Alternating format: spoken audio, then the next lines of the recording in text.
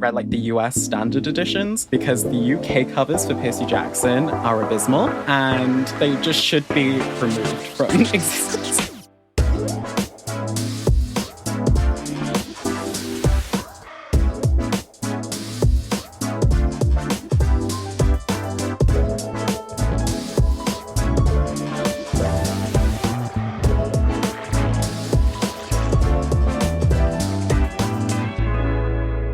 What's good? Thank you so much for tuning in to another episode of the Newest Olympian. My name is Mike Schubert. I'm the titular Newest Olympian. I'm a 30-year-old man who never read the Percy Jackson books as a kid, but I'm reading them now for the first time as an adult to determine if this is a book series that we as society have been sleeping on. I'm not on this quest alone, though. I'm joined by a Welsh booktuber, a big old nerd, and all-around wonderful human being that I'm excited to talk with about this series. It's Joel Rochester. Joel, how's it going? Hello, I am really excited to be here. Like, everyone has been mentioning like the Newest Olympian, and when you invited me on here, I was literally like, yes, this is something that I have to do, especially as also someone who only read like Percy Jackson as an adult as well and missed it out on my childhood.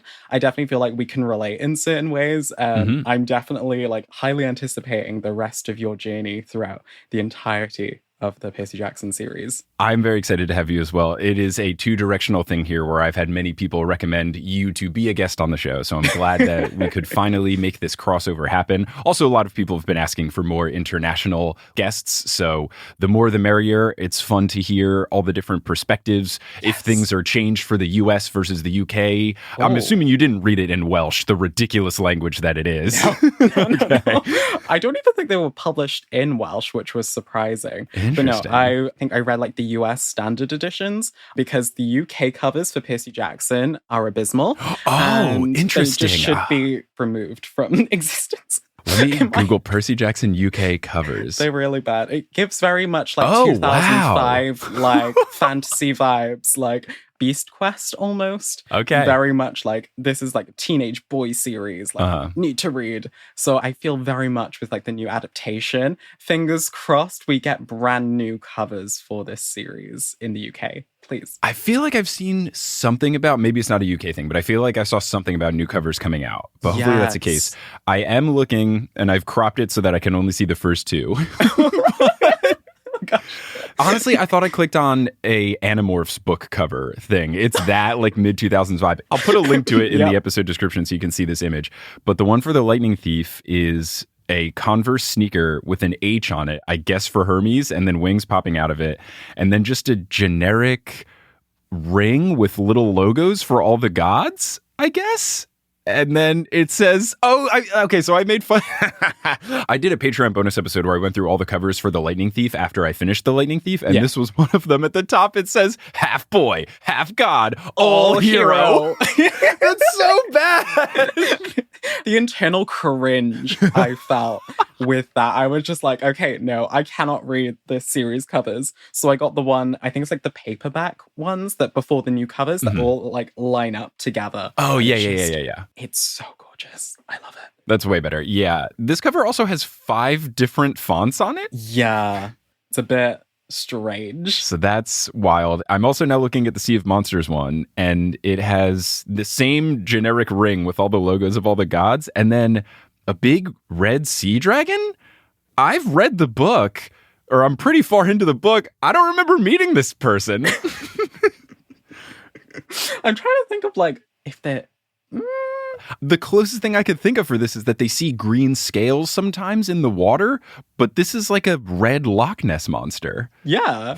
I'm guessing creative liberty? Yeah, I mean, I have not finished the book. I would assume that we're not going to meet a brand new water creature foe, big sea dragon that is bright red, but I don't know. There's still a couple more chapters. We're finishing 14 and then doing 15. There's still all through chapter 20, so maybe we meet a new foe for Percy to vanquish.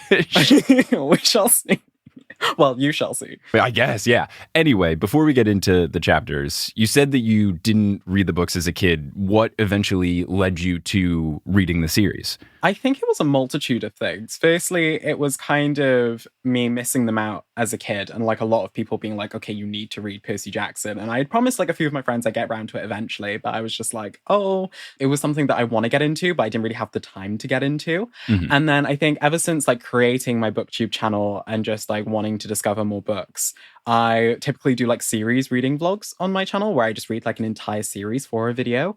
And so I think over the course of like the summer of like, I think it was like 6 or 7 months, I basically decided to read the entirety of like the Ryan Verse. So like Percy Jackson, Heroes of Olympus, Trials of Apollo, and then Kane Chronicles and Magnus Chase as well. And partially it was also inspired by the fact that I feel like because one of the childhood book series that I loved as a kid now has a really bad author attached to it, I was like, I particularly want to have like a new series to kind of like champion and be proud of. And especially with a lot of the things that have happened lately within like the Rick Riordan fandom in terms of like Annabeth and the casting, it's only kind of reinforced the idea that I love Rick Riordan and his work. And so I want to support it further. This is great. I love how many similarities we have here. You and I are basically the same person. You're the Black Welsh me, I've learned. Yeah, we've done it. We found ourselves from nerdy stuff on the internet. So let's continue. Chapter 14. When we last left our heroes, we had Polyphemus wondering what mangoes were. And he was going out to leave the cave, go tend to his sheep and stuff. And we have Percy and Annabeth then trying for hours to open the boulder or get Grover's attention from the outside, but it's just no use at all. So they see Polyphemus separating his man-eating pets from his regular animals. There's a big crevice that divides the island, and that separates the beasts. The only way across is the rope bridge, which has been sprinkled and hinted throughout. So clearly this is going to become a big, important piece somewhere in the book.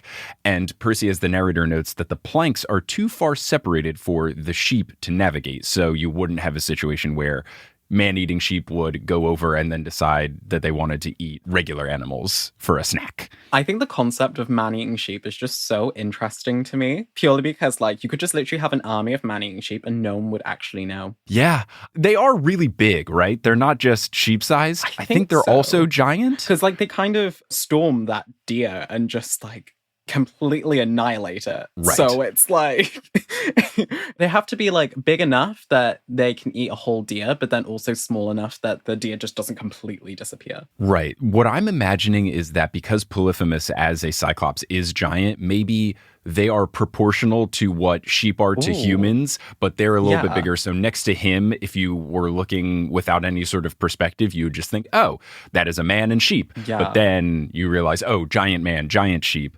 But weirdly, I feel like if they were man-eating sheep and they were sheep-sized, that would be scarier. Yeah. I feel like a small thing that can eat you like piranhas is way more terrifying than a big thing that can eat you. Yeah. Because it's like they can all like swarm together and they're just like and then they're fast and quick and they move anyway, before we get grossed out, Polyphemus goes to the man-eating side and the animals don't attack him. He feeds them vague meat that we don't really get a description of, and the combination of the vague meat and becoming a guinea pig earlier, it makes Percy as the narrator really consider joining Grover in being a vegetarian. And again, we've already talked about in a previous episode the casting of Grover making a lot of sense because he talked about slow roasting lamb and then eating it with mango chutney, which is very much an Indian dish. Now, vegetarian. A lot of Indian folks are vegetarian. They really nailed it with the casting here. It's perfect. They really and did. Anyone complaining about the casting at all, we've discussed this in the previous episodes, but anyone that doesn't like the casting, you're wrong. You're just wrong. Yeah. I mean, Rick Riordan even released that whole like essay being like, friends, that's racism if you don't think Annabeth is like Annabeth. And it's just the fact that he was like, she's Annabeth in personality. Looks did not matter to me whatsoever. And like, it was just this whole thing of people being like, it's so important that she is like this way, when it really didn't matter whatsoever, because as long as like in her core, she's Annabeth, then she's Annabeth. Right. And if they're in their core, they're Percy or Grover, then it's in that way. But I think it was one of those things that no matter like who was cast, it was always going to be some sort of an issue or some sort of like a thing. And yeah, I'm just glad now that we've got the cast that we do. And especially because of like what we've seen from them so far in terms of like the ways they've responded on social media, they definitely act like their characters, and it's very exciting to see. Right. The first post that I saw from each of these kids individually, from the guy cast as Percy, he posted some nerdy thing where he was dressed up as Mario for some sort of costume party. Great. Big ol' nerd. Love it. Yes. The first thing I saw from Leah was her saying, hey, you racist people that are trying to get on my nerves, it's not going to work. Yes. I don't know why you're wasting your time, which is great. Then the second thing I saw from her, I want to say she was like working out or something, so really on brand. And then the only things I've seen from the kid cast as Grover are puns. It's so good. I've seen like puns, but also like him walking in a forest being like, back to nature. And I was like, okay, I'm fully on board with this casting. Like, Rick, you got it right. Well done. Yes. Well done. He's absolutely nailed it. And that blog post you were talking about is so great because I feel like now if anyone ever gets mad at casting because of looks for silly things, like when people got mad that they cast Ariel in the live action Little Mermaid as a black woman because her characteristic is her red hair. Like, no, it's not. Yeah. Now Rick has this template, beautiful 1,000 word essay that you can just send to someone and use. You can just cite your sources like, hello, because it's so perfectly worded. Yeah. You can really tell like he was like angry, but then also like professionally angry as well. So he was just like, I'm just going to lay it down and I'm going to walk away. Yeah, just a really good, I'm not mad, I'm just disappointed, but I am still mad and disappointed. Like, it was in between and perfect. And you could really tell he's a teacher that has had to have lots of tough conversations with closed-minded people before. Nailed it. Absolutely nailed it. Anyway, Percy Jackson. So Annabeth decides that the only way to defeat Polyphemus is through trickery. He's just too big to overpower. Percy asks what trick, and Annabeth says she hasn't figured that part out yet, and Percy goes, great. Annabeth notes that Polyphemus will have to open the cave later to get the sheep back in, so she could sneak in with her invisibility hat. And Percy then asks, cool, great, how do I get in? And Annabeth has a smirk and asks how much he likes sheep. And it's just great. And I'm so excited for the show because this is going to be the perfect thing where you see that smirk, it's zoomed in on Annabeth's face with the knowing look, and then immediately cut to Percy grabbing the underside of a sheep. The sheep taxi. Amazing. Yes. He does later call it a sheep taxi, which is so funny. Ooh, that would be a great Percy Jackson Halloween costume. True. You know how they make those costumes where it looks like you're riding an inflated goose or whatever? Yes. You could dress up as a sheep and then have some sort of inflatable or stuffed animal person under your belly, and you could be the sheep taxi. Wow. Yes. Disney, please get on that right away. Everyone, feel free to use this idea, but if people compliment your outfit, you have to say, hello, have you heard of this podcast called The Newest Olympian? It's the greatest podcast on earth. Anyway, narrator Percy notes that it's not too hard to hold on, but it does smell very bad. He continues, I made a silent promise to the gods that if we survived this, I'd tell Annabeth she was a genius. The frightening thing was, I knew the gods would hold me to it. Now, we also learn more sheep names here, which is great, because the ones we've got before were already fantastic. And these three, we get Hassenpfeffer, Einstein, and Widget. Incredible. Amazing. All of the sheep names, it's very much like at Christmas time where you have all of the reindeer, but instead now you have like man-eating sheep. You know Hassenpfeffer and Einstein and Widget. Yeah, that's great. That's very fun. Also, just so many fun opportunities for if you wanted to have a pet and name it something about Percy Jackson, but not make it super obvious that you're naming your cat Annabeth or your pet goat Grover or whatever, you could name your pet Hassenpfeffer or Einstein, and that's very fun. Yes, very much so. Or you could basically, if you wanted to take the sheep costume and go as a squad, then you could have someone going as Hassenpfeffer, someone going as Widget, someone going as Einstein. Whoever is Widget has the person strapped to them because that is who Percy is hiding underneath. And in a very interesting turn of events, Polyphemus, who's just beautifully unaware of things sometimes, he just thinks that the sheep has put on some weight and just thinks nothing of it, which is good for sneaky Percy Jackson here. The other thing I realized is in the Disney Plus show, whenever they get to season 2 and they're doing the Sea of Monsters, if they don't cast Jack Black as Polyphemus, I'd be really sad. Right? That would be so good. That would be yes. He's already got the big scruffy beard. The only thing that's different is I feel like later we learn that he might be Scottish based on his wedding attire.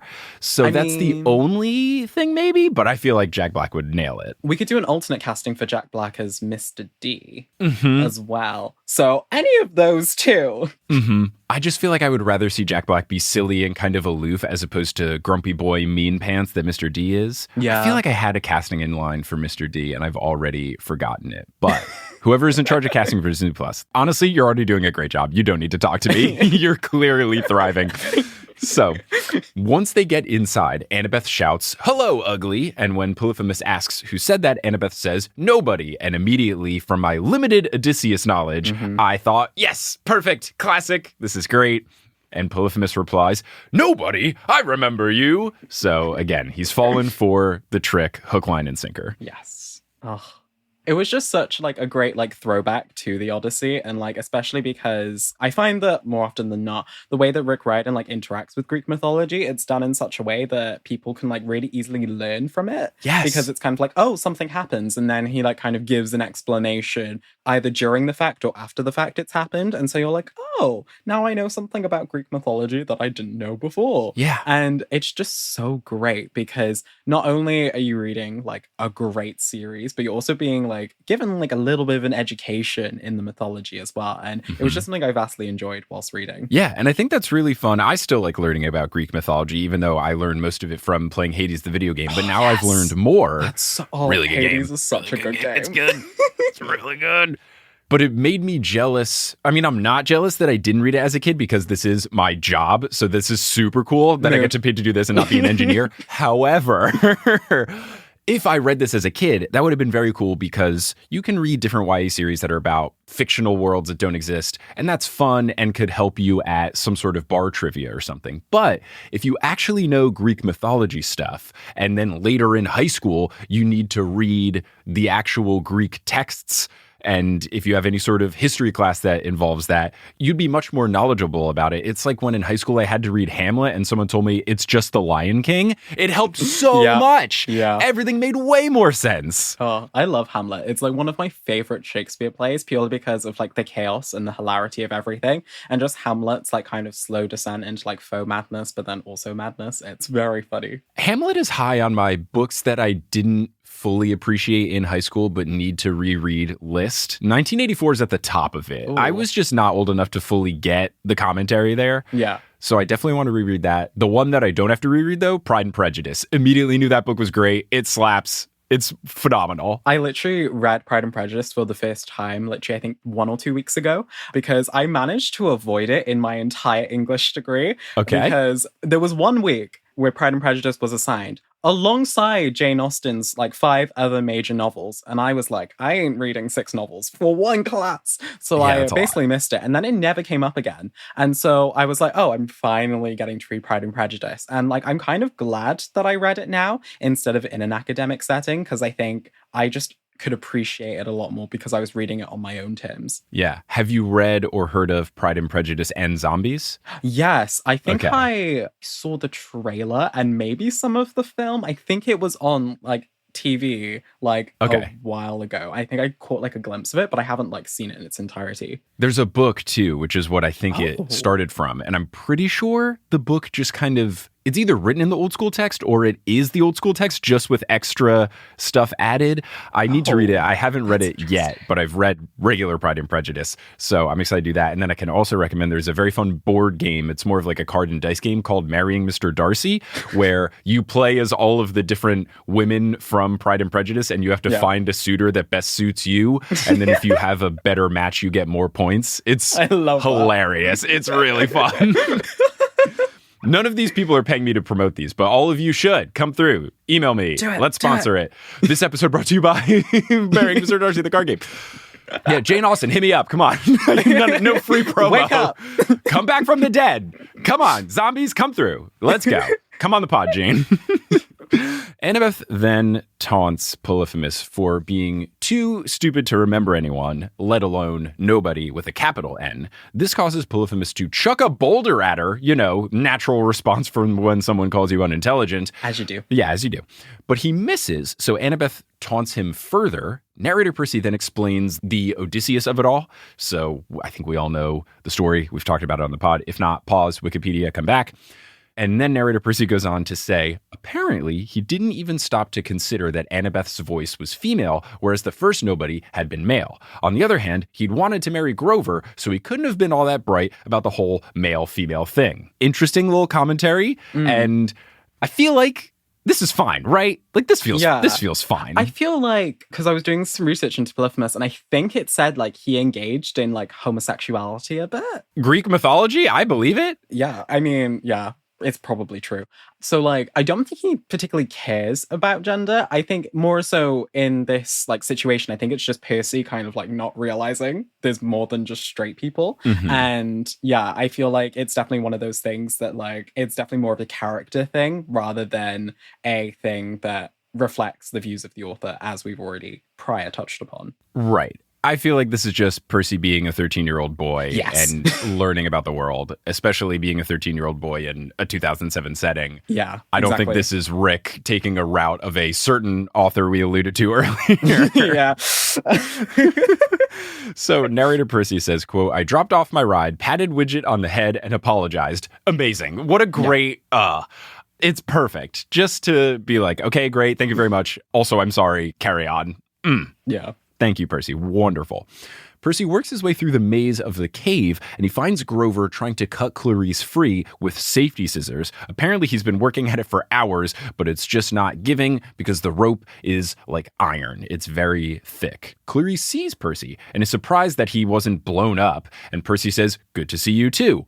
But then Grover runs over and tackles Percy with a hug. It's so sweet. It's so, like, their friendship is one of my favorite things about this entire series. Just the way that, like, they're just, like, best friends and, like, they're always, like, there for one another whilst they're growing as people as well and kids. Oh, it's just cute. It's very cute. It's very wholesome. Grover says, you heard me, you came. And Percy's response is, yeah, buddy, of course I came. Which, good and true to the Northeast, because I say, yeah, buddy, all the time. So I appreciate the use of friend word here from Percy. True to form for my upbringing. Percy slices the ropes with Riptide. He asks if anyone else was on the boat, hoping for Tyson, but Clarice says that no, she was on the lifeboat alone. And then there's an explosion in the cave, followed by a scream from Annabeth, and that's the end of chapter 14, and that's a perfect time for us to take a little break for the Sea of Sponsors, where we're going to talk about some up-and-coming things with the podcast, maybe a live show in New York City, and some other fun stuff. Hello and welcome to the Sea of Sponsors. Now, leading into the Sea of Sponsors segment, I talked about the possibility of a TNO live show, and that will be happening on August 24th. At the time I'm recording this, the ticket links are not available quite yet, but maybe they will be by the time you are listening to this. So, August 24th, 2022, we should be doing a live show in New York City, and we're going to try to see if we can live stream it as well, so that if you live outside of the area, you can still be a part of our first ever live show. If you go to thenewestolympian.com/live, you'll either find a webpage saying tickets coming soon, or you'll find a place to get tickets. I will have more information next week, but just in case things do all get set up by the time the episode goes live, I wanted to make sure everyone knew August 24th, TNO live show, the first ever one. Now, if you want to rep and support the Newest Olympian in other ways, and you want to show your pride and your love for the show, which I really do appreciate, you can do so with TNO merch. We've got two different ways that you can get the Newest Olympian merch. First, you can go to thenewestolympian.com/merch and go to our official merch store where you can get Riptide pens and TNO stickers and a What's Good t-shirt. Lovely stuff there. You can also get the patron exclusive merch if you go to thenewestolympian.com/Patreon. That includes two different Percy Ya Later stickers, as well as a Percy Ya Later enamel pin and a special holographic sticker for our Ultra God tier patrons, the members of our Olympic court. There's different merch available at different tiers, and all of that lives at thenewestolympian.com/Patreon. And speaking of the Patreon, I want to thank the newest members of our Patreon team who are supporting the show. So shout out to our newest Super God tier patrons, Priscilla Durr and Miranda Latimer. Shout out to our newest God tier patrons, Jonathan Travers, Daniel W., Grace Elizabeth, Lissy Newton, and Sarah Elise Arntzen. And shout out to our newest demigod tier patrons, Trifi, Torku Peto, and Sridhar Shivapuram. Also want to give a belated shout out to Rodith Kalna, who upgraded to the Ultra God tier status, and I missed their upgrade. If you are in this situation, you upgraded to the Ultra God tier status, but I have not been saying your name at the end of every episode, please let me know in a message on Patreon so that I can correct that. And speaking of support, I want to thank Multitude for having us as a part of the collective, and it is a very special time of the year. It is the summer, meaning it is Multitude Survey Summer. This is the chance where you, as a listener of Multitude shows, fun fact, this is a Multitude podcast, so you are a Multitude listener, you can give us feedback to let us know what we're doing well with the shows, what needs improvement, what you want to see from us, what you'd like for us to do in the future. For TNO specifically, I'm asking about what kind of merchandise you'd like to see. Also, I'm asking about live shows, but whatever Multitude show you listen to, even if it's just the Newest Olympian, we'd love for you to fill out the survey, because first, we can take your feedback in and make the show better for you, but also based on the answers and information that you give us, that can better help the show in terms of reaching out to sponsors or conventions or other things that help the show grow and help us make these shows as full-time creators. We got 1,200 responses last year. We'd love to get more. It is a very short survey, will only take you a couple of minutes. There's a bunch of emojis and fun stuff in there as well, and it all lives at multitude.productions/survey. Again, that is multitude.productions/survey. And before we wrap up here, you're going to hear words from a few sponsors who make it feasible for me to be a full-time podcaster. Some of these ads will be read by me, others of them won't. The ones that are not read by me are inserted locally. So if you're listening to this in the Dominican Republic, don't be surprised if you hear an ad about mango. This is a delicious breakfast item that I've been eating, and if they wanted to run ads on the show, I would be very much in favor. And once these ads are complete, we'll get back to this episode of The Newest Olympian. And we're back, and we're here to discuss chapter 15, which is called Nobody Gets the Fleece. And I've been trying to guess what happens in the chapters before reading them. And this was hard because how many levels deep am I thinking that Rick is going to go? I feel like I was playing mental rock, paper, scissors against Rick Riordan because nobody could mean Annabeth gets it. Nobody could mean that it gets destroyed and no one gets it. And then it's just this question of, is the title actually telling you what's going to happen? Is it going the next level? So I thought it might be too easy for nobody to get it, nobody being Annabeth. So I was leaning towards maybe the fleece gets destroyed. And we'll see how that prediction holds up. So the screen that was from Annabeth was because Polyphemus has captured Annabeth. He says that she will also become part of dinner now for the wedding feast. That's not great. Not what you want. No. And she also has a nasty cut on her forehead, meaning that she probably got hit in the head with a boulder. Not going well for Annabeth. She has not had a good couple of chapters. Slight concussion, perhaps, pretty much low health points in the Dungeons and Dragons scenario. Yes, someone cast Cure Wounds, please. So Percy whispers to Clarice that he'll rush Polyphemus and she and Grover can head to the boat. But both Clarice and Grover tell him no way simultaneously. I love this. It's a team. Teamwork makes the dream work. Fantastic.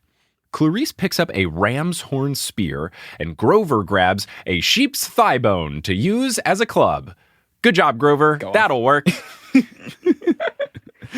Clarice says that they should all take him down together, which I think is sweet. I'm really enjoying the Clarice redemption arc. I wanted it. I'm getting it. I'm very happy. Grover agrees, and then he is surprised at himself for agreeing with Clarice about something, which is a phenomenon that already happened to Percy, and I appreciate that it happened to Grover later on as well. I just find that it's so funny where, they've previously had conflict with someone, but then find themselves agreeing with them. They're like, wait, am I? What? What is happening? I'm surprised that we're getting along now. What? It's great. It's growth. Percy calls for Attack Plan Macedonia. This, if you're doing Percy Jackson trivia, great team name. Attack Plan Macedonia, yes. Really solid. Grover and Clarice are going to sneak around to flank while Percy attacks Polyphemus head on. this is an attack formation that they have practiced in the camp, so it makes sense. And narrator Percy says, quote, probably what this meant is that we'd all die instead of just me, but I was grateful for the help. Ever the optimist narrator Percy Jackson. I just love how there's always the callbacks to what they're learning in camp. So it's like what they're actually doing means something, and that they're actually taking those skills out into various situations and scenarios. But then also, like you mentioned, Percy always being like, oh yeah, I'm just gonna die in this scenario, you know, like it's gonna be fine. It's just like this kind of honesty, not honesty. Well, there's a sort of honesty, but then also like a kind of fearlessness about death that I feel like is very naive, but then also reckless in a way. Yeah, for sure. Maybe because people keep telling him there's a good chance he's not going to make it past 16. He just figures, man, whatever. I'm playing with house money because I'm still alive. Let's go. So he's just very blasé about it all. But what you said about learning things from Camp Half-Blood, I do appreciate, because this is basically the parallel to in Harry Potter, them going to class, is they go to camp. But I feel like in Harry Potter, most of the stuff they use is not from class. It's either one of the 4 spells that Harry's learned and uses all the time, or something Hermione read on her own outside of class. Basically. And it's interesting to see the characters in the Percy Jackson universe actually use the things they learn at the institution. Literally. I think this kind of also calls back to like Rick Riordan's experience as a teacher, because he's kind of like, look at the students actually using what they've learned in class to help them in like real life situations. And so it's kind of like, oh, maybe I can apply what I've learned in class to a real life situation. Yeah, it's good. It's nice. So Percy raises his sword and yells, "Hey, ugly," causing Polyphemus to turn around and ask, "Another one? Who are you?" And Percy tells him to put down Annabeth, as he is the one who tricked him. And Polyphemus asks, "You are nobody?" Percy confirms, and he calls him a bucket of nose drool. And before I could even say this is a bad insult, narrator Percy admits this was a whack choice of insult. I apologize, dear reader. Yeah, it was not his best insult. He does have some great ones. This was a weak point for him. I agree, and I think it is Rick Riordan writing an accurate 12-year-old, because you're not going to have perfect disses in every single circumstance. You're going to say some stuff that you go home and you regret immediately in the shower, thinking to yourself, why didn't I say this instead? This would have been way cooler. Oh, I blew it. I mean, plus he's also like under a lot of stress right now, given the fact that Annabeth is literally almost about to be killed, and he's trying to enact an attack plan, and he's like, okay, I need to play my role now and distract. Right. When the stakes are really high, you can't always come up with the coolest thing to say. That's how we end up with memes like that bowling guy who said, "Who do you think you are? I am." That means nothing. It means nothing at all. It's combining 2 different sentences. But it's okay. Heat of the moment, you don't always have the best words. Percy says that he wants to poke out Polyphemus's eye again, and that makes Polyphemus very angry. So Polyphemus drops Annabeth, which is good, but he does drop her head first onto some rocks, which knocks her out, and that's bad. Yeah. What is also bad is that Polyphemus starts to charge at Percy. Not the best situation going on here. But Grover jumps in from the right side, yelling, "For Pan!" And he throws the sheep bone, and it hits Polyphemus in the head, and it does nothing.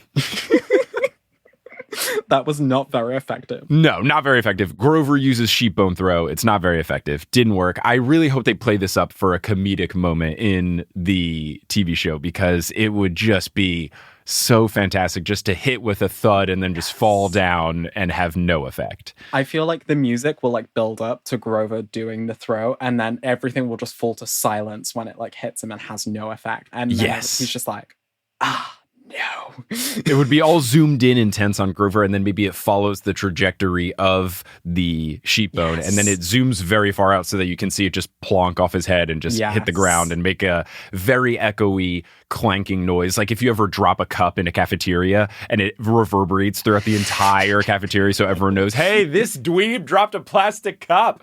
It would be like that, just super embarrassing. Yeah. Now, to give Grover some credit, maybe this was just to distract Polyphemus, and it did work, because Clarice is then able to come in from the left side, and she perfectly places her spear so that Polyphemus steps on it. And it does work. He steps on it, he wails in pain, but he's able to quickly remove it from his foot and continue towards Percy. But Percy then moves in response with Riptide. He dodges a swipe from Polyphemus and stabs him in the thigh, and he doesn't poof into smoke immediately. So Percy goes, all right, this is a different class of monster that I'm dealing with here. So he yells for Grover to get Annabeth.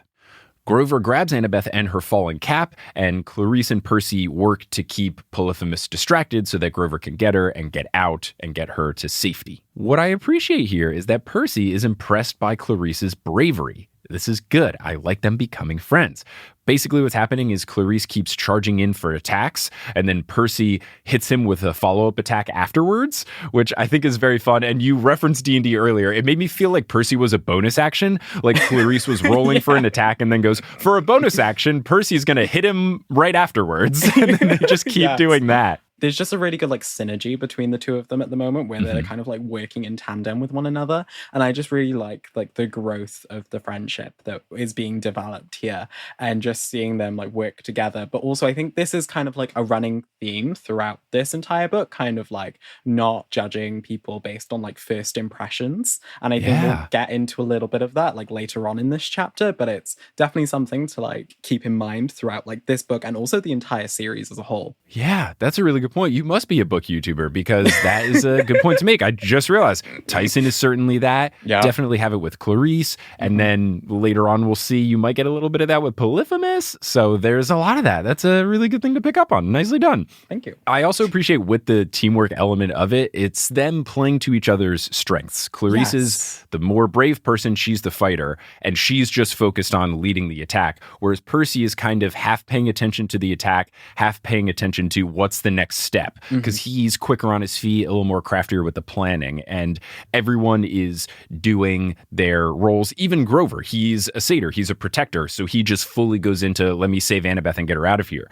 Everyone's playing to their strengths. It's awesome. It's really nice to see. Now, this system, as wonderful as it is, can't last forever because eventually Polyphemus will connect with one of his swipes and just one hit would knock them out. So Percy notices Grover running across the rope bridge with Annabeth, and narrator Percy says, it wouldn't have been my first choice given the man-eating sheep on the other side, but at the moment, it looked better than this side of the chasm, and it gave me an idea. So in my notes, I thought, is he going to intentionally cut the bridge out on Polyphemus? And that's exactly what happens, but we'll see. So Percy tells Clarice to fall back, and they head for the bridge. Polyphemus chases after, but he is slowed a bit because of all the blows that he's been taking. Grover makes it to the other side safely with Annabeth. Percy then yells for Grover to get Annabeth's knife, so I was very happy that my little mini prediction here came true. Grover starts to saw away at the ropes while Percy and Clarice are crossing.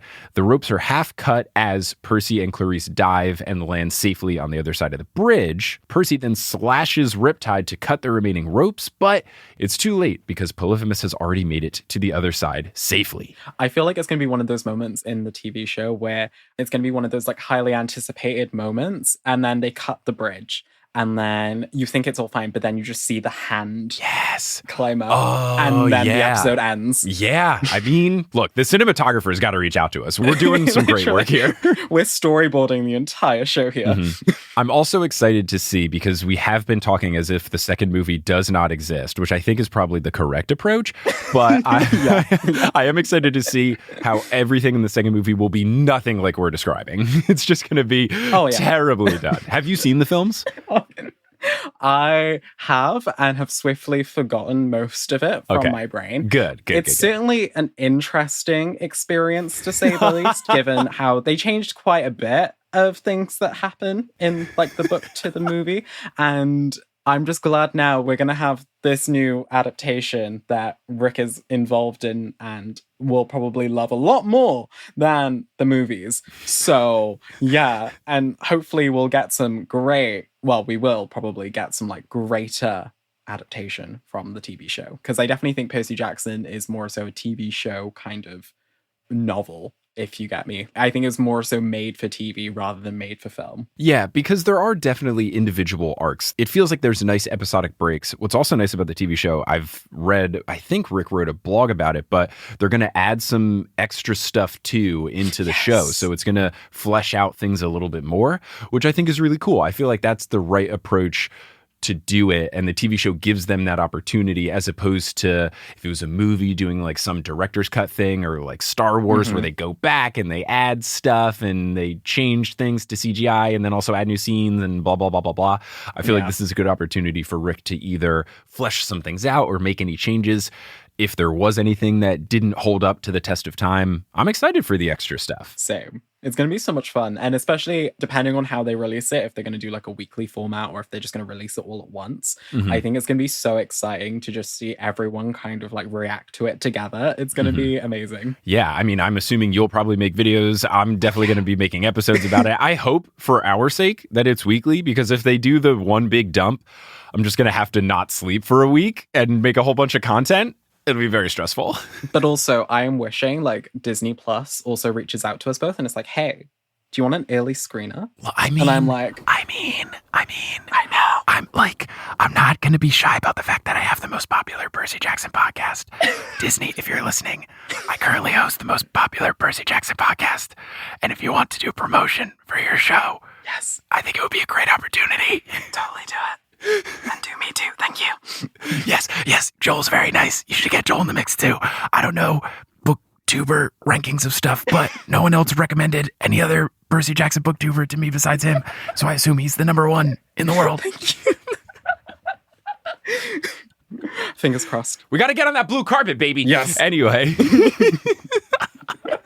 Clarice and Grover charge at Polyphemus, but he swats them away no problem. This makes Percy very angry, and as the narrator, he says, nobody was going to swat down my friends like that. I mean, nobody, lowercase and in italics, not nobody in non-italics with a capital N. And then he goes, you know what I mean. It's great. I love that the way Percy, as the narrator, tells the story is as if he's having a conversation with you. And it's something that I think is always fun in writing when you have particular authors. I think Serrano does a great job of this, where he writes his books in the way that feels very conversational. And maybe it's not the most professional way or the most profound, grammatically correct in every instance way. Syntax may not be there, whatever, but it feels like a guy just talking to you about books, movies, music, whatever Serrano's writing about, basketball. So for narrator Percy to do this as if you're just chilling by the fire and he's telling you about this wild story he had, I really enjoy it. I find that a lot with Rick Riordan's narration, especially across like his other series. It very feels like colloquial and very like conversational, like you mentioned. I know in his other series, The Kane Chronicles, which like focuses on like Egyptian mythology, a lot of it is on audio recordings. So they're speaking to like, it's as if they're recording these kind of like tapes to like dictate the story as they're retelling it to you. And I like really enjoyed that. And I think his other series are mostly as well just a kind of like, hey friend, like, let's do this, like, and it feels just so great because it feels like you're more immersed within the story. You're like right beside Percy or the other protagonists doing what they're doing. And yeah, it just feels like very great. And I can definitely see the appeal it would have to kids because it would just allow them to feel more involved and feel like they're also a demigod, which it was kind of one of those things that I realized after reading The Lightning Thief, where I found out like a lot of the demigods had ADHD. And I was like, wait a second, I have ADHD. Am I secretly a demigod? And then I realized I hadn't been claimed. And so, yeah. No, it's good. And it's something that he definitely did in The Lightning Thief. Rick, in the narration, just in the first page as Percy, basically tells you, don't read this book if you see yourself in it. Just incredible. Yeah, it's super immersive. It's very fun. It's very different. And I think it's just so entertaining. So Percy then, surprisingly, goes big rage mode on Polyphemus. He says, as the narrator describing it, strength coursed through my body. I raised my sword and attacked, forgetting that I was hopelessly outmatched. I jabbed the Cyclops in the belly. When he doubled over, I smacked him in the nose with the hilt of my sword. I slashed and kicked and bashed until the next thing I knew, Polyphemus was sprawled on his back, dazed and groaning, and I was standing above him, the tip of my sword hovering over his eye. And this made me think of, I don't know if you watched the most recent Spider-Man movie, No Way Home, but this felt very much like when Peter, spoiler alert. Spoiler. Give some pause here. Spoiler alert. Skip ahead if you haven't seen the movie. When Tom Holland Peter beats the ever-living crap out of the Green Goblin and is about to basically get him with the blades. Mm-hmm. It felt very much like this. This feels a little bit more justified, though, because Polyphemus truly is villainous. Yeah. Where it seems like Peter didn't need to go that hard in No Way Home. I mean, again, big, massive spoiler, etc. I feel like it was mostly motivated by like the desire for revenge, given the fact the Green Goblin did kill you-know-who. Voldemort, I feel like it was definitely one of those things where I think it wasn't necessarily a case of like, if it was justified, it was more so, I need to like exact my anger out on you because you're the only one I can exact it out on. Mm-hmm. And so I think for Percy, it's kind of a similar situation, but as we will come on to, he kind of faces this similar conflict that Peter faced. Right. I guess the thing that's a little different is the motivation is more immediate. Hey, you hit my friends, let me attack you. Yeah. And also, in this case, Percy is extremely outmatched by Polyphemus, whereas I think it's the flip in Spider-Man, and that's why it feels a little bit worse, because he is beating up an old man. Yeah, that's true. Very true. A powerful, strong, juiced up old man, but still an old man. Still old man. All right, spoilers are gone and all of that. Woohoo, yay, great. Polyphemus is dazed, Grover is in shock, and Polyphemus then begs for Percy not to hurt him because the sheep need him, and he is the only one who protects the sheep. Clarice yells for Percy to kill him, but Percy just can't bring himself to do it because Polyphemus reminds him of Tyson in this moment. Grover warns not to trust Polyphemus, though, because he's a Cyclops, and Percy thinks, and also Annabeth would say the same thing, but then he thinks about how Polyphemus is also a son of Poseidon, and it just feels wrong to kill him in cold blood. And honestly, when I was reading this, I took Percy's side here. I thought it made sense. We'll see if that's the right side, though. I just feel like in this case, it was kind of like everyone has these like preconceived notions about Cyclopses that it's never really like you should judge one entire race of people on like one notion. It's very much a case by case basis because people are not a monolith. It's very much like everyone's individual. Like we've seen with Tyson, he is definitely not like your typical Cyclops. And so just seeing like this inner conversation that Percy is having with himself about whether or not to kill him, it's very interesting. And I think it's definitely one of those like teachable moments that Rick Riordan has throughout the series. Yeah, it goes back to what you were saying before with not judging the book by its cover. But what's nice about Polyphemus, because he is tricking Percy here, as we'll see in a second. Yeah. It is also nice to have one example of sometimes your first impression is correct.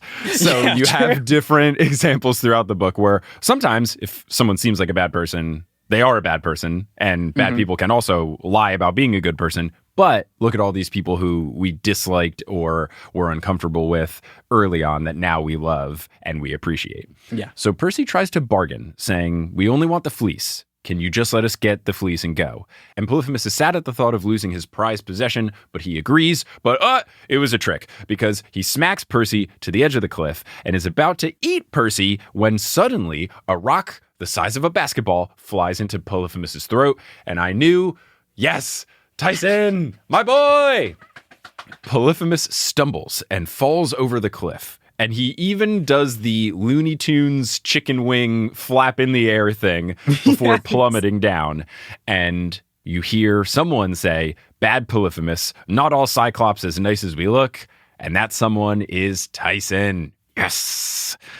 Oh, made me very happy. I was cheering so much at this moment. I was like, yes. I knew it was going to be something like a little bit unexpected, but also I was just completely happy about this. Yes, indeed. Narrator Percy says, quote, Tyson gave us the short version, Rainbow the Hippocampus. Talk about being happy. Oh, man. When it started with that, I was just over the moon. Rainbow, baby, let's go. Rainbow the Hippocampus, who'd apparently been following us ever since the Long Island Sound, waiting for Tyson to play with him, had found Tyson sinking beneath the wreckage of the CSS Birmingham and pulled him to safety. He and Tyson had been searching the Sea of Monsters ever since, trying to find us until Tyson caught the scent of sheep and found the island. Glorious, tremendous, rainbow! Yeah! A star for effort. It's just so nice to see Rainbow not just be a one-off mentioned cute little animal, but to be an actually important, great animal. Makes me really happy. It's amazing. Also, Rainbow, great name for a Percy Jackson themed pet. Oh, yeah, definitely. Truly fantastic. Percy says, Tyson, thank the gods. Annabeth is hurt. And Tyson goes, you thank the gods she is hurt? I was on a plane when I was reading this. I audibly laughed out loud. I did a when I was reading this. It's one of those moments where you're like, you wish you could visually or like audibly do commas, because you could be like, oh, thank God, like you're here, comma, yes, Annabeth's here. It made me feel very happy because I am a big comma boy. I think commas are very important, and I love to use them in all the right places. And every now and then when Kelly is tweeting something, usually she started an Etsy store and has a thing where she makes patches and stickers and all this kind of stuff, and she'll have to take tweets and shorten them to be the 280 characters, and I'll do all these things. I always add the commas, and she goes, why are you adding commas? And I go, because commas are important. Commas are amazing. Anyway, find Kelly stuff, add Magic Shop patches. So Annabeth is looking rough, so Percy asks Tyson to grab the fleece, and Tyson asks which one, which is truly, truly great. Tyson is in the middle of the man-eating sheep, for context. Percy says, the gold one! And Tyson is in the midst of these killer sheep, but they are paying him no mind. And narrator Percy realizes, oh, he must smell like Polyphemus because he's a Cyclops, so they must not think that he is someone that they would want to eat or someone that means them any harm or whatever. So Tyson goes over, he grabs a fleece, and Percy asks Tyson for him to toss it to him, and it flies through the air, quote, like a glittering shag frisbee, which, a great turn of phrase. Yeah. Another great name for something. A quiz team. Yes. Trivia team, glittering shag frisbee, great. But I don't know that I don't think you could have a shag frisbee. Yeah. I would have to ask one of my buddies, Johnny, who's an ultimate frisbee player. Hello, can you throw a? Can we make this happen? Could we get a shag carpet put on a frisbee? I guess like it would go, but maybe just not very aerodynamically well. But doesn't it also like weigh a lot as well? That's the thing. You'd have to really huck it. It's gonna be a heavy boy. So Percy grabs it. And he's shocked at how heavy it is because this thing is 60 to 70 pounds, apparently. I also like that Percy can know how heavy that is and not round to a number like 50. To grab it and go, this must be 60 to 70 pounds. It's something that, as an adult, I would get because if you go to the gym and you do curls, bench press, whatever, you kind of get a sense for weird weights, especially if it's one of those bars that has preset weights on it. You go, this is like the 70-pound curl bar. But for a 13-year-old kid to go, this is about 60 to 70 pounds, felt awfully specific and not water related, because when he says specific water things, sea god. But is Poseidon also the god of getting swole? I don't know how he knew this. It's just one of those things where I was like, okay, so you're either like a human weight detector, or this is just something where I'm just gonna be like, okay, I guess you kind of know like your weights, I guess. And then I was just, okay, we're moving on from that. I don't know how much people weigh when they're kids. Yeah. Are you 60 to 70 pounds when you're 13? Maybe he's just saying this feels like the weight of one of my friends. Maybe that was it? Maybe. I don't know. I would consider myself a good person in that I never ask people what their weight is. True. So I don't know what the average weight of a 13-year-old kid would be. I guess I'll find out when I become a parent.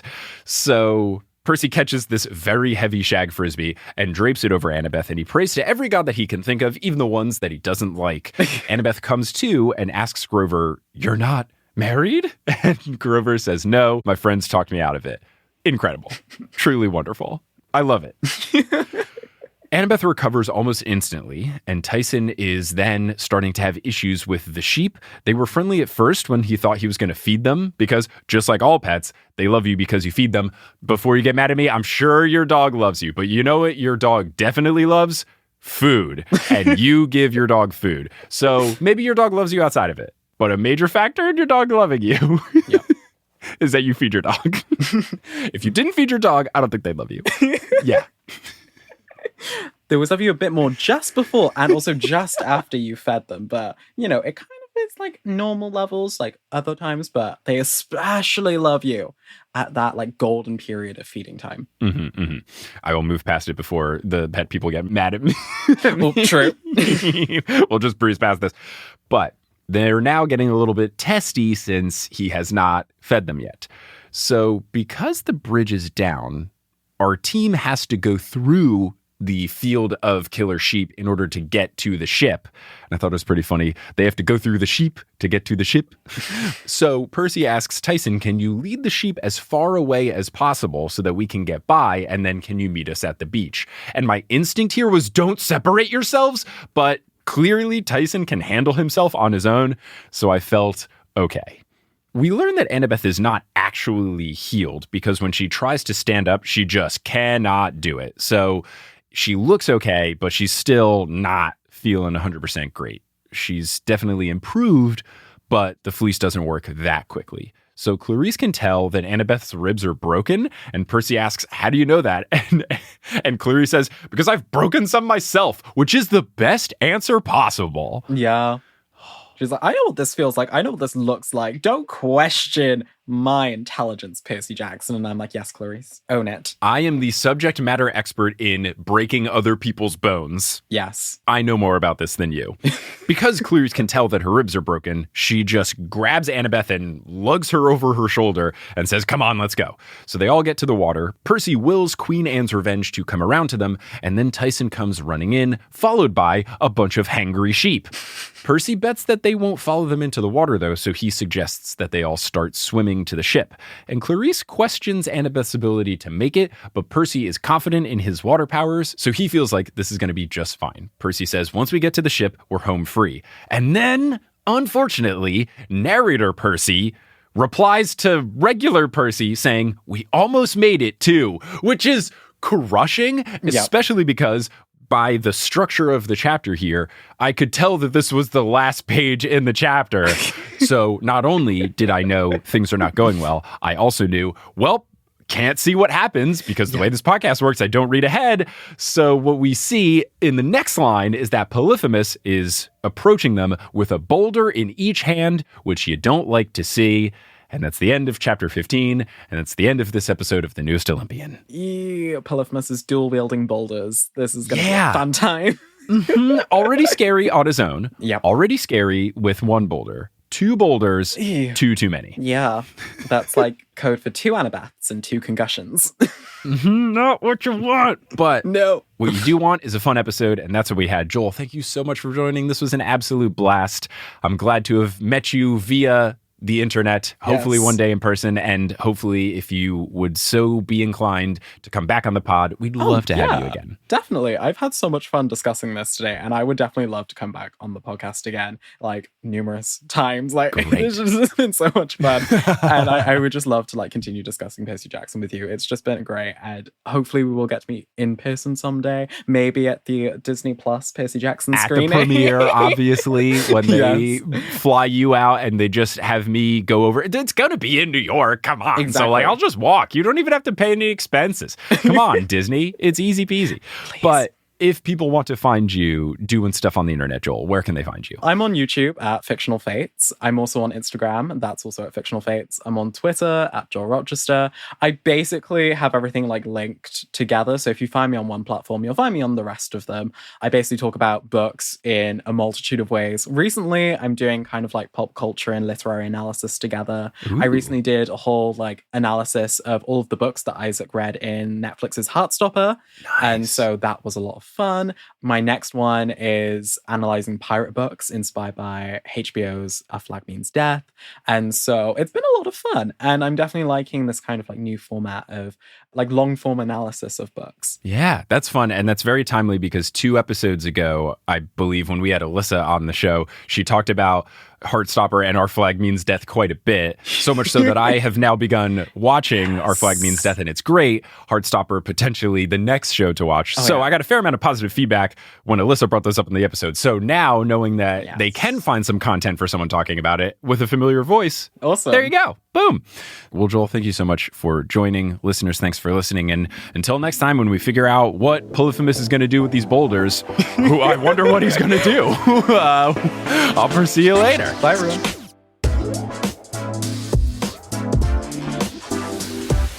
Hey, Thanks so much for listening to this episode of The Newest Olympian. This podcast is created, hosted, and produced by me, Mike Schubert. I also run the social media and the website. Our editor is Sherry Guo. The music is by Bettina Campamanes and Brandon Grugel, and the art is by Jessica E. Boyd. If you love the show, you cannot get enough of the show, you need some more, you can go to thenewestolympian.com/Patreon, and you can get access to more bonus episodes, monthly live streams, the Discord, so much fun stuff, all at thenewestolympian.com/Patreon. And speaking of the Patreon, I want to give a shout out to our producer level patrons: Lada Bartova, Kelsey Gillespie, The Damn Steam Nuggets, Emma Cooey, Vicky Garcia, Ellie Hoskovchova, Veronica Bartova, Haley Hastings, Robin Garcia, Frida Vikstrom, Megan Moon, Tough Bayfong, Moo Productions, Don't Call Me Nymphadora, Olivia Y, Craig McRoberts, Taylor Payne, Giselle Salvador, Minka Dreesen, Can't Seaweed Brain, Matt Barger, Peter Johnson the Twin, Sabrina Balsiger, Boney Pony, Getting Stoned with Smelly Gabe, Heather McMillan, Casey Canales, Polly Burridge, Nikki Harris, Tatiana Schmidt, Sandra Rose, Bridget Lowry, Josh Sayer, Percy Blue, Josh Wilkie, Abby Ryan, Shannon Ivanez Aguilar, Wise Girl, Alpacas Are Hope, Milo TZ, Roxas 1912, Rafaela, Ashton Gabrielson, Cara Marin, Colby, Marco Redhouse, Falcon, Joey James, Christopher William Boucher, Justin Lux, Caden Max, Sam Ruby, Carly Allen, Riley Kiedis, Mary Kelly, Audra McKenzie, Mrs. O'Leary, Marina Foose, Aaron Wood, Tyler Hendricks, Molly Snyder, and Rodith Kalna. Now, if you want to support the show, but in a non-monetary way, first you could follow us on social media. We're at Newest Olympian on Twitter, Instagram, and Facebook. We also have a subreddit, reddit.com/r/thenewest-olympian. And then you could talk about us on social media. That really helps. Word of mouth is really huge. Or you could leave a rating and review on whatever podcast app you're using. So Apple Podcasts or Spotify let you rate.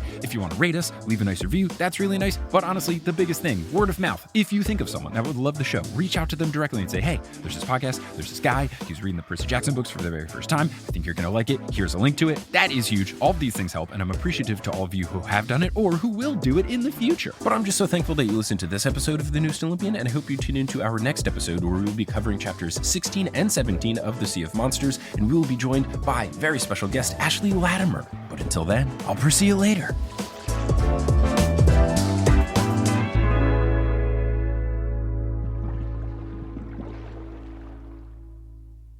Hey everyone, how's it going? It's me, ASMR Mike. So I recorded the mid-roll break and the post-roll stuff as well here in the closet of the place Kelly and I are staying in the Dominican Republic. And I chose the closet because it has nice acoustics in terms of less echo for the audio recording, but also the door to the closet is a beaded door. So for this ASMR segment, I'm just going to play around with the beaded door for a good chunk of time, and I hope you all enjoy.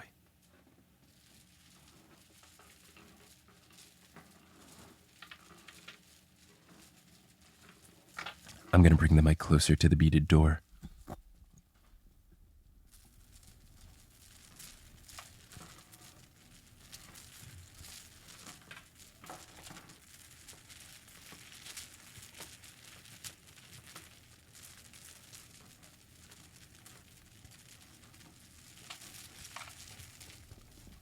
Thank you for listening.